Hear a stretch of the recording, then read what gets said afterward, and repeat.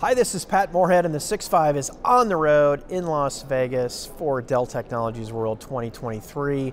It's been an incredible event. You know me, I love big tech events, a lot of music, a lot of people. I mean, Dan, we have heard about MultiCloud, a lot of conversations about AI, talking about the edge and the future of work. But you know, none of this comes to bear without a lot of strategic planning, looking into the future. And we rarely have the ability to talk hardcore strategy. I mean, you at some point in your past life ran corporate strategy somewhere, didn't you? I did. I did. One of many. When you had a job. One of many things. When I had a real job. Yeah. That was my last real job. Now you do this. I ran corporate strategy. Now I do this. Okay. Well, which, by the way, so we should bring someone on to talk about it with us. We should.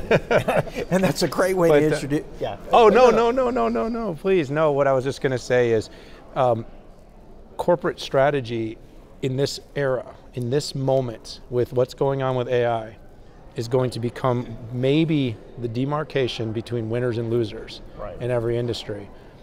That puts a little pressure on our guests. So why don't we now introduce her? Mindy, great to have you on the show. Thanks for having me. Yes. Happy to be here. You feeling any pressure? None. Let's do this. Well, I'll lay a softball up. I'm going to lay a softball up, and then you get to ask the hard questions, all right? Okay. Standout moments. You know, we've been here now, it's day 3, 2 big keynotes, dozens of sessions. By the way, I was upstairs, lines down the hallway to get into the breakout rooms. Everyone's interested in what you're doing. Most innovation in ever, according to Jeff. Yep. What was the big standout moments for you?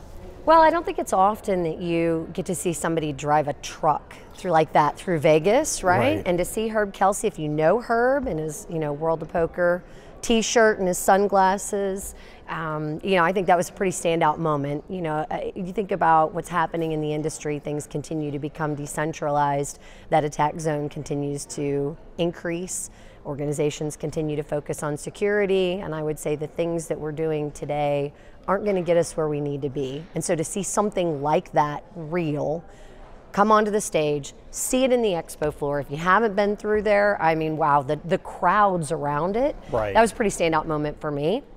The second one I would say is just the reality of watching all of these things come to life, right? Like you said, well, corporate strategy, we're on the front end of these things. Not everything makes it through the machine. They don't all need to. And these things we're focusing on are, and you really got to see that on stage this week. Yeah. So I said in a previous interview, we talked about how Dell knows its swim lanes, knows where it plays, where it invests, and where it partners.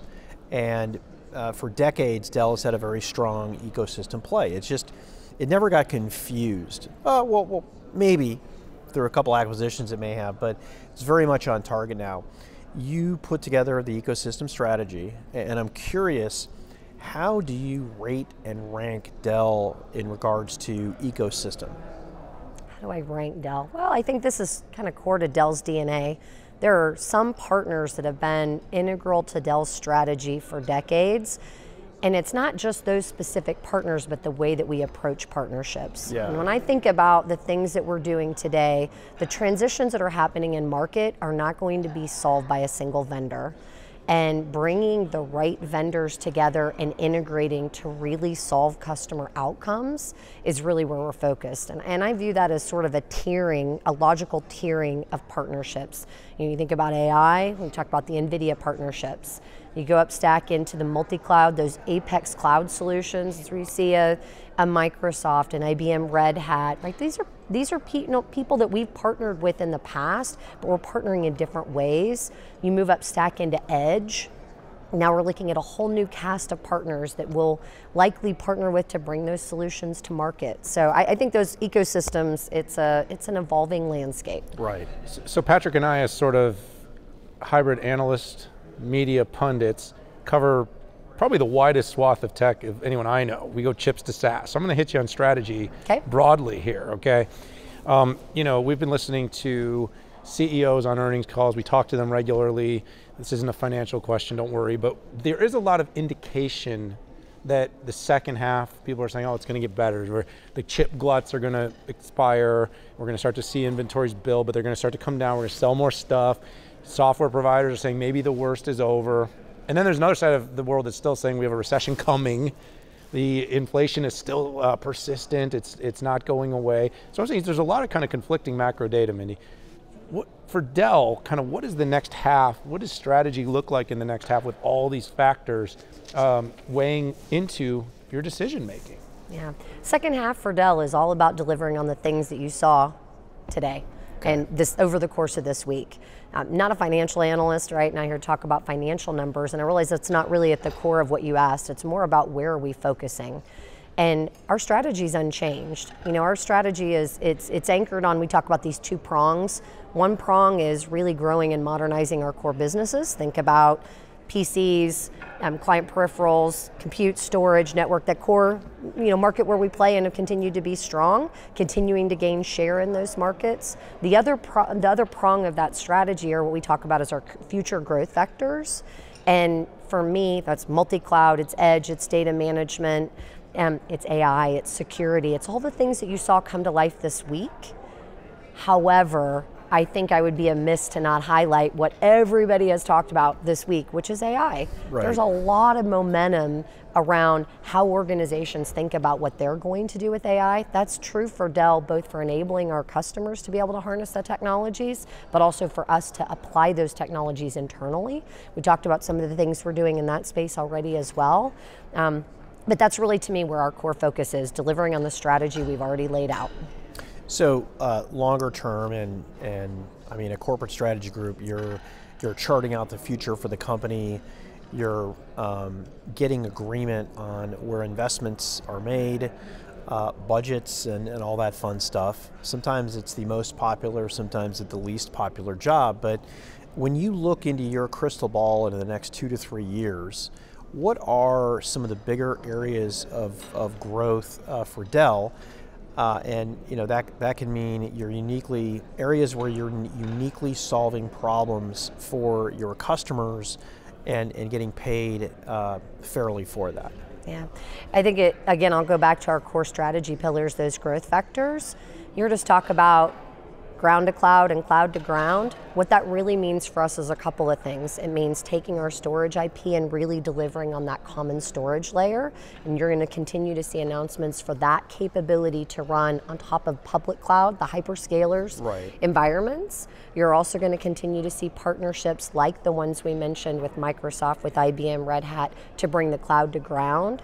Because we see that organizations truly are multi-cloud, and when we talk about being the center of that, that's what we mean, is enabling a common storage layer across those environments, regardless of where your data resides. And then, oh hey, by the way, there's a whole lot of growth to be had at the edge, and I believe there's a very synergistic play for AI workloads, data management at the edge, and so that's really where those growth vectors come together.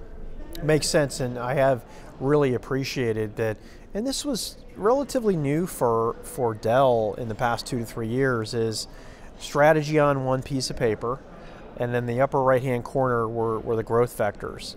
As somebody who not only has to advise companies, but also educate people about that, I just want to say as a side note, it really helped me understand what Dell has been doing. So, I mean, I'm clearly biased from a strategy role, but I will say, I think our strategy is really correctly aligned to the key transitions in market.